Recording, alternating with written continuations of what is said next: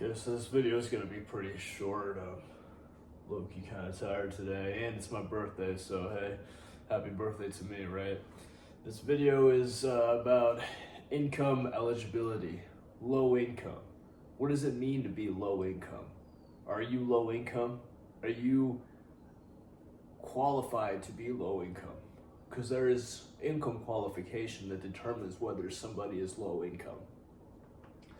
So basically, in was it 1920, the first affordable housing was established, and this was affordable housing, in low-income neighborhoods, giving people a chance at housing.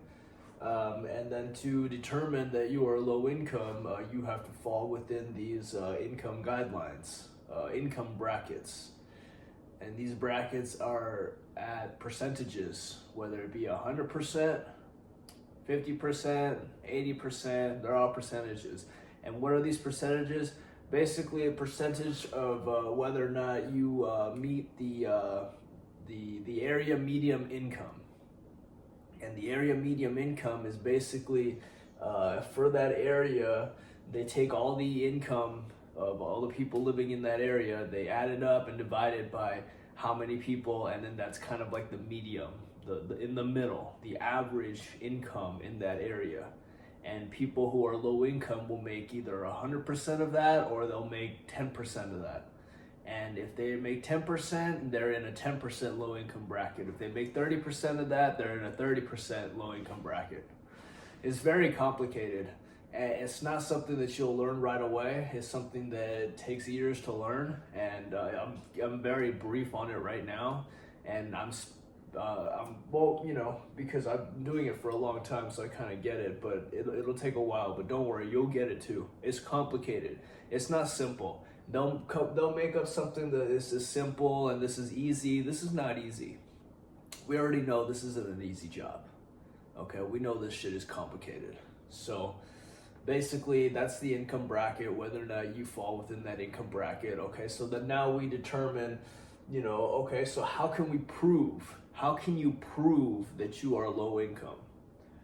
Okay, well, you fall within the income bracket, and so, let's say, for example, the area median income is, 100,000, and people who make, 10% of that, they fall within that 10% income bracket.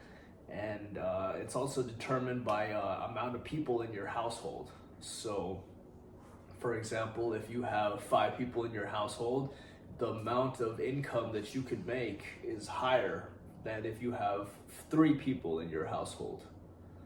Okay, so it's about household size, and those include the little kids as well. So if you have, for example, a mom, a dad, 2 kids, and a baby, that's 4 people. So you would determine that by the 4 people. I should have brought some graphs, cause showing you better. But so now you have to prove that you fall within that bracket, and the way you prove it is that you have to ask your residents to present income documentation.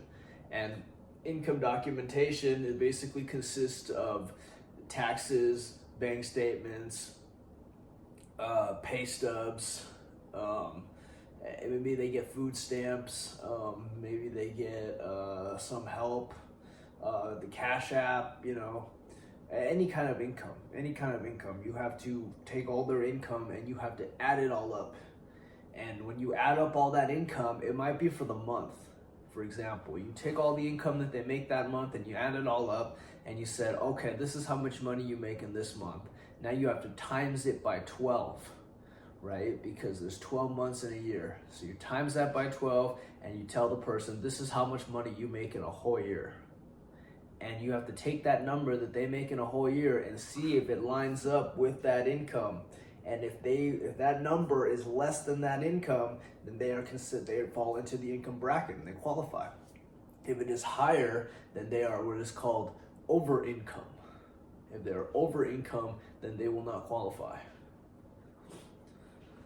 So you make income verification, for example. So with like a regular job, you would send a letter to the employer, and the employer is going to tell you how much this person makes per hour, how many hours per week do they work, and using that information, you can determine an average of about like how much they're going to make at the end of the year. That's how you can determine that. And now some people's income situation is different. Everybody's income situation is different. Everybody's different. And so that's why you need to really pay attention and really understand. That's why when you do these income verification appointments, they're called recertifications in the industry.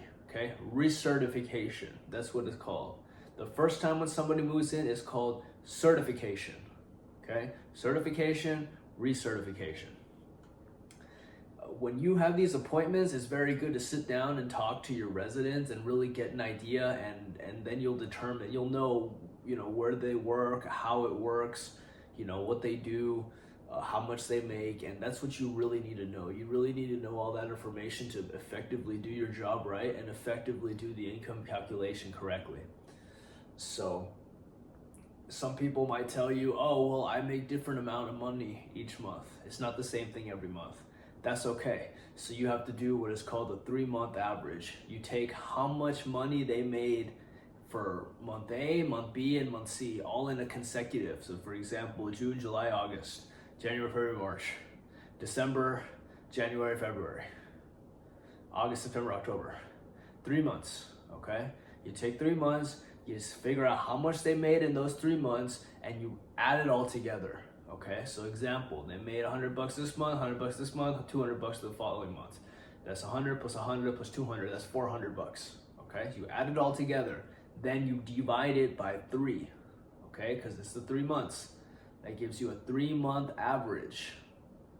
Okay, with that 3-month average, that gives you an average number of those 3 months. That'll give you the average when you add it all together divided by 3.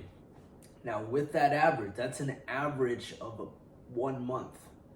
Okay, with that average of 1 month, you're gonna multiply that by 12, because that average of 1 month multiplied by 12 will give you a predicted income going forward, projected income going forward.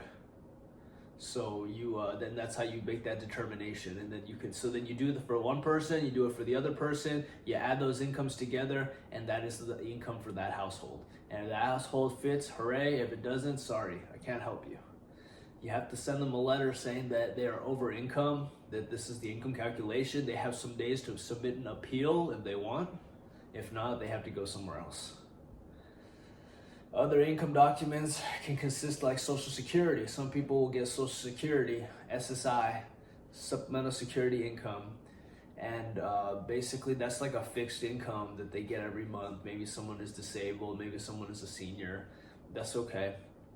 The way that you calculate that, the way that you verify that is that you need documentation from them. They specifically will get a letter from Social Security or from the disability office that has a dollar amount of how much they get.